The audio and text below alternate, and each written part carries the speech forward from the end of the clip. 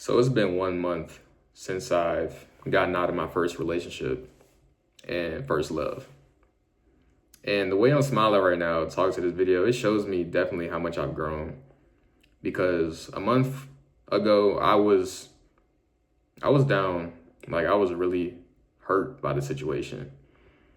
Like, to put it in context, I was in a 6-month relationship and it was long distance, right?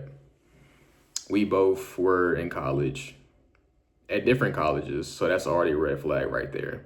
We were in different colleges and overall the relationship was very healthy. Like, we never argued. We had a ton in common. Let's call her name Kay because I'm not going to put her real name out there on the internet. Let's call her name Kay. We met in college, right? And the way we met, it was not very conventional. That's how love is. It's really unpredictable. Like, you'll find somebody in your life when you're not looking for it. So, long story short, she came into my life when I wasn't really looking for anybody. And it's a good thing. And we started talking for a couple months before we officially started dating. So we knew each other for a year. And throughout those couple months, I definitely got attached to her too fast. And that's one thing I learned. One thing you have to consider is when you think about a relationship with somebody else, you have to think about a relationship with yourself first. Me, if I'm being completely honest, I was not ready for that relationship. Like, hearing those compliments, those validations, getting that attention for the first time, it felt like a drug. Like, it genuinely felt like a drug that I was on. And during that time, I was falling for her. And I felt very good about myself. But before that, I didn't view myself like that. I wasn't confident in myself. I didn't think I looked good. I didn't think I was attractive. I didn't think I was capable of somebody else finding me attractive either. So hearing that for the first time, as a dude, like as a young guy, you're going to get attached no matter how you view it. You're going to get attached to that feeling. And that's my first mistake. I didn't have no self-love before I met her. So when I got with her, all of my happiness, all of my love, it was tied to her. It was tied to her feelings. And that's where I fucked up. I put my happiness into somebody else. So now, say a month ago when she left my life, I felt like my world was gone. Now, I didn't put my whole world into her. Like, I'm an engineering major. I'm at a good school. I had something going for me, but emotional-wise, relationship-wise, I wasn't ready for that. And the second thing I learned was you can't change somebody, no matter how much you love them, no matter how much you show up for them, how much you give them that love. They're going to keep going back to their baseline. Because let me put this in perspective. Say Kay, when I met her, she was very hurt in the past. She associated love with getting hurt because she would give love to dudes that didn't give it back to her, to dudes that disrespected her. She would get attached to dudes like that. So when she found somebody like me, someone that gave her love freely, someone that showed up for her, communicated to her, she didn't know what to do. So she returned to her baseline. She was avoidantly attached, meaning that whenever she thought of love, she would get scared. Like, she voiced that to me in the beginning. And that's the signs. God will give you the signs that somebody is not for you. That was my first sign that I did not consider. That was my first sign. And the reason I didn't consider that is because I fell in love. Like earlier I said, I wasn't used to that love. So I was so attached to that feeling that my logical brain didn't think of that sign. So being that she was traumatized in the past, she would pull away from me, right?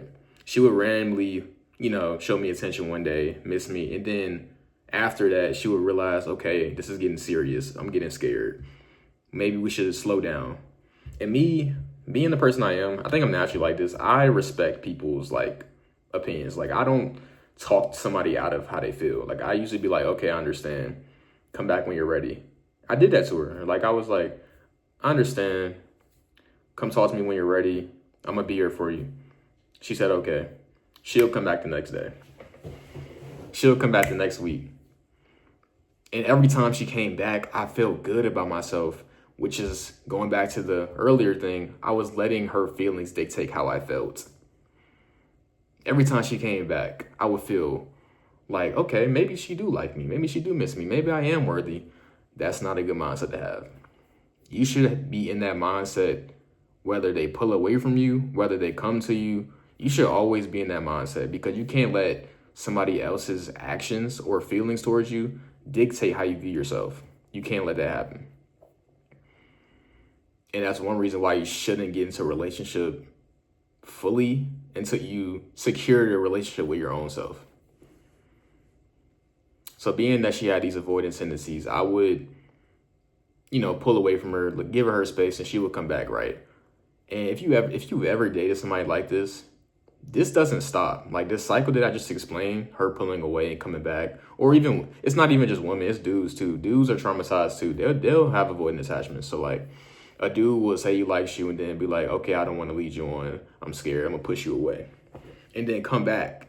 They'll do that to you for months. And every time they do that, you will view yourself lower and lower and lower, because they are fucking with you emotionally. And that's one mistake I had. I kept on giving her access to me. I'd be like, okay, come back when you're ready. And I would allow her to come back and do the same thing again. I didn't chase her beg. That's better than chasing her begging. I wasn't really anxious attached, because anxious people, they'll, please come back. I need you in my life. I never was like that naturally, but I did let her continue to have access to me. You can't let somebody have access to you if they don't value you when they have access to you. You can't do that. So once they do it the first time, okay, that's like, okay, I'll give you another chance. Second time, that's when you got to cut it off. Because that third time they do it, that's on you. I'm not going to lie, that's on you. Because you're just letting them play with your emotions at that point. And that was what I was doing. I was letting her play with my emotions. So over time, I transitioned so this is my first love. So I really wasn't anxiously attached or avoiding, because I never experienced getting hurt. So over time, I was from secure to slowly anxious. Every time she would pull away and come back, more and more anxious, waiting on her to do it again. You can't let somebody have access to you that does that, bro. You can't. They will destroy you emotionally. Like, emotional hurt, it hurts way more than physical hurt. Not hurts more, but like, it's up there. Like, when you feel that heartbreak, it's like equivalent to a death in the family. Like, you are grieving over that person. So there's no avoiding that pain if you keep letting them have access to you like that. Another thing I learned is sometimes detachment is the best form of love.